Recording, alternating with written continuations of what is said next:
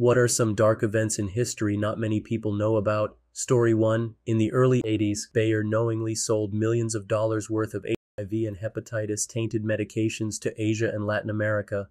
These countries didn't have laws to prevent the proliferation of tainted drugs. Thousands of people died as a result. It was hardly mentioned on any news platforms. Story 2. Once in the 70s, a film crew was filming an episode of The $6 Million Man, and they were shooting at an amusement park funhouse kind of thing. A stagehand was moving what he thought was a prop wax figure on a noose only for one arm to fall off, revealing human flesh and bone underneath. After an autopsy, it was revealed to be the 60-something-year-old corpse of an old Wild West outlaw that had been taxidermied to an extent. Story 3. The Cadaver Synod. Basically, the Pope had a previous Pope's corpse exhumed so the corpse could stand trial for something made up. So they dug up his bloated 7-month-old corpse and convicted him, retroactively nullifying his papacy. Then they dumped his bloated and convicted corpse in a river. The people got pissed and overthrew the Pope, who was strangled in prison. The next Pope came along and had the corpse collected from the river and its papacy posthumously reinstated. 897 was a crazy year. Story 4. The San Francisco Plague of 1900 to 1904 was a terrible, scary time when the Black Plague was beginning to ravage San Francisco. California's governor tried to suppress information about the outbreak and restrict any activities to curtail it because he feared economic damage to the state. He even tried to get the doctor who was warning people about the outbreak fired. What information did get out was used against the Chinese residents, as it was believed that it was a disease of the unclean. Had it not been for the earthquake in 1906 that devastated the city, the plague outbreak would have probably been more remembered. Story 5. The New London School Explosion. On the afternoon of March 18, 1937, the shop teacher at the school in New London, Texas, turned on an electric sander. Unbeknownst to him, there was a massive natural gas leak under the school. The sander sparked, which ignited the gas and caused a massive explosion that killed almost 300 students and teachers. It was absolutely horrific. The force of the explosion was so great that a 2-ton block of concrete crushed a car parked 200 feet away. This event is actually why natural gas has a smell now. They started adding it after the explosion so that something like this couldn't ever happen again. Story 6. The Halifax Explosion, regarded by many as the biggest man-made explosion prior to the invention of the atomic bomb. A ship laden with explosives collided with another vessel in Halifax Harbor. The resulting explosion flattened much of the city's downtown core, killing roughly 2,000 and injuring 9,000. The blast is said to have temporarily displaced the water in the harbor, forming a tsunami that reached up to 15 meters high, surging over the wreckage of the waterfront. The following day, Halifax was hit by a blizzard that dumped 40 centimeters of snow on top of the city, further complicating rescue efforts. The city is also home to a cemetery where many victims of the Titanic were laid to rest. It is said that the body identification system developed at the time of the Titanic's sinking in 1912 aided efforts to identify victims of the Halifax explosion in 1917. Hold up the train, ammunition ship afire in harbor heading for Pier 6 and will explode. Guess this will be my last message. Goodbye, boys. Vince Coleman, train dispatcher, his last words. His sacrifice stopped a train carrying around 100 people from approaching Halifax, and his sending the message to as many stations as possible, hoping one of them would relay it in time, spread the word of the disaster before it even happened, meaning emergency forces mobilized sooner than they would have otherwise. On a more heartwarming note, one of the cities that rushed to Halifax's aid was Boston. Halifax has always had a big Christmas tree market, and ever since then, every year they send a special one to Boston as thanks, and every year Boston makes it the city's official tree. Story 7. There's a surprising amount of people that don't know about the Rwanda extermination that happened pretty recently, like when Bill Clinton was president. Basically, there were 2 types of Rwanda natives, the Hutus and Tutsis. The Hutus believed the Tutsis were invaders of land that was theirs, and after the assassination of the Rwandan leader, who was a Hutu, the Hutus were ordered to chop down the tall trees, which meant kill the Tutsis. The differences between Hutus and Tutsis were that Hutus were supposedly darker-skinned, shorter in stature, and had shorter faces. That's why the Tutsis were called tall trees. The events that followed killed so many Tutsis, yet the UN was stingy to call it an extermination. It wasn't until very recently that the killings stopped. To this day, Hutus and Tutsis that survived spoke at events side by side, speaking about how terrible the events were. Story 8. The death of Roger Williamson at the 1973 Dutch Grand Prix. In the 1970s era of Formula One, the cars weren't far off from being an overpriced metal coffin on wheels, surrounded by highly flammable fuel, and during the Dutch Grand Prix, this became painfully obvious indeed. Roger Williamson crashed out after a tire puncture, and his car came to rest upside down, with him trapped inside. He was not seriously hurt by the crash, but then the fuel tank ignited and the car burst into flames. Another driver named David Purley was behind Williamson when the crash occurred, and he saw the whole crash unfold. Purley stopped his car on the other side of the track, ran across an active racetrack, and proceeded to try and save Williamson's life. This is where the dark part of it comes in, and depending on your sensibilities, downright outrageous and disgraceful. None of the trackside marshals had any fireproof equipment, which prevented any of them from helping Purley to right the burning car. They also had a grand total of one fire extinguisher between them, which was incapable of putting out the flames. Additionally, not a single other driver who saw the calamity stopped to help, despite purely frantic waving to them to try and get anyone to assist in saving Williamson's life. Meanwhile, race control decided not to halt the race despite a flaming wreck being present on track, and it took almost 10 minutes before the fire engine arrived on site, by which point Williamson had asphyxiated from the smoke and flames. As soon as the fire was out, they simply put a blanket over the burned-out car and continued racing. Later on, other drivers and the race controllers would claim that they assumed Williamson's car was actually Purley's, and that there was no one at risk at that time, something that the many hundreds of people within the grandstands would strongly disagree with there. Yeah, Williamson burned to death right in front of a grandstand packed with spectators, who all got a front row seat to watch Williamson die before their very eyes. Story 9. Anyone who's familiar with Mary, Queen of Scots, most likely knows that she was beheaded, but many people don't know how she was beheaded. My APUSH teacher told my class this story, and it's probably one of the most simultaneously interesting, funniest, and saddest executions in history. The first thing to note was that Mary wore a red dress rather than a white one for a very specific reason. After the execution of a royal or high-class person, commoners would often tear off blood-stained fabric from their clothing solely to flex that they got their hands on the blood of a noble. With red fabric, it would be difficult to see actual blood on the dress. Smart move on Mary's end.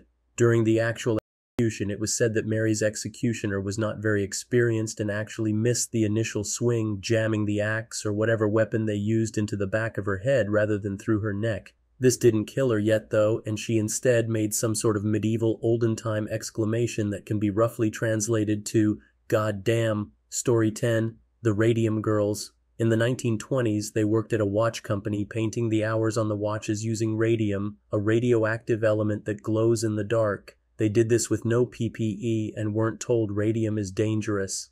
Meanwhile, the chemists had full PPE and worked in a sealed environment. Worse, they were instructed to lick the tip of the brush to make a very fine point. Some of them would paint their nails or their teeth with it for fun when they went out at night. They would develop cancer whenever the paint touched, and many of them had such decay in their jaws that their mandibles had to be held on with bandages.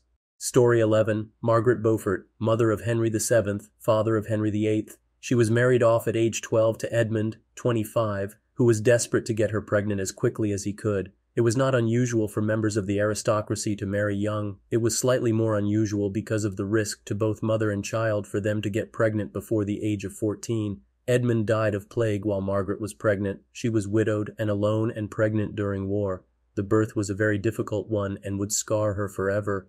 For a time they believed that she and her unborn child would perish. Not only was she very young, but she was also slight of stature and undeveloped for her age, so it's a wonder she even survived childbirth. It was so difficult for her that she never became pregnant again over the rest of her years, despite remarrying 2 more times. It is widely believed that she was physically damaged during the childbirth and was unable to conceive again, but it's also possible she was too traumatized to ever put herself in that situation again. Either way, Margaret devoted herself to her son, calling him "my dearest and only desired joy in this world." Story 12. The story of Hisashi Uchi and the Tokamura incident. He was an employee at the Tokimura nuclear plant when there was a disaster which led to him being exposed to nearly twice what is considered deadly in terms of gamma radiation, 17 sieverts. For reference, at the plant, the workers were limited to 50 MSV of exposure yearly, so Uchi got 340 years worth of safe exposure over the course of a few minutes. The levels have also been compared to what may have been present at the epicenter of the Hiroshima explosion.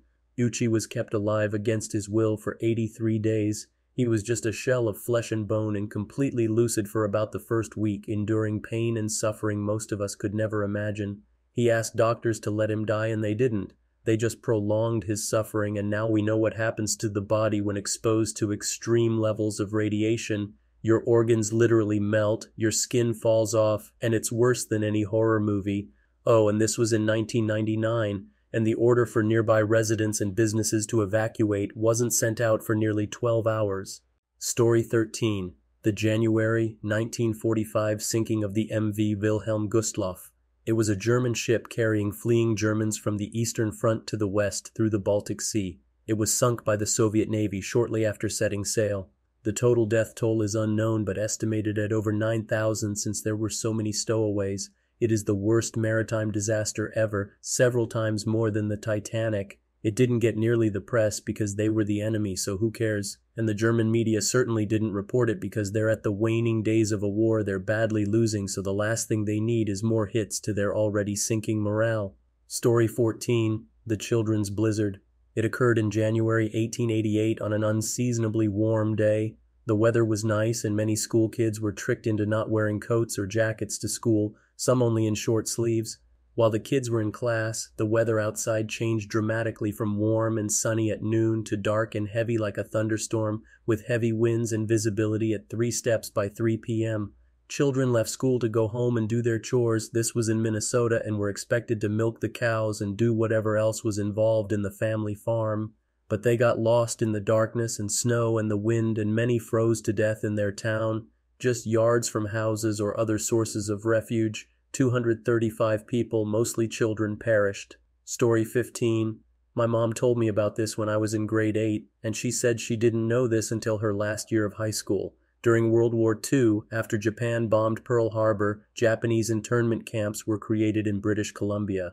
Many of the people in these camps were Japanese Canadians who never set foot in Japan. Many people, including police and the RCMP, didn't have any worries about them, but the government didn't trust them. Their land was sold and many fishing licenses were taken away. Some were even transported across Canada to do cheap labor. Many were also deported to Japan, a country that most of them had never been to. They weren't being compensated to re-immigrate until the 60s, I believe. No one got any compensation until the 1980s, almost 40 years after the event.